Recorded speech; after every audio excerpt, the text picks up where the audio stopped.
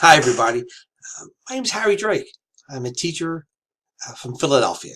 I'm currently working in Levittown, Pennsylvania, which is a suburb of Philadelphia, and I now live in New Jersey.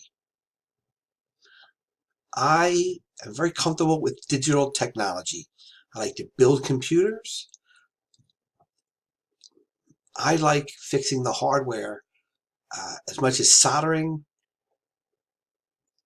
and the software end as well. What I lack in my technology skills is multimedia.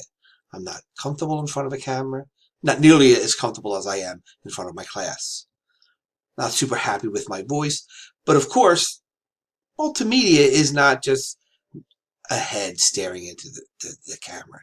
There's a lot more to it, and that's what I'm looking to get from our class, to be able to scratch that multimedia itch, to add that to my classroom technology.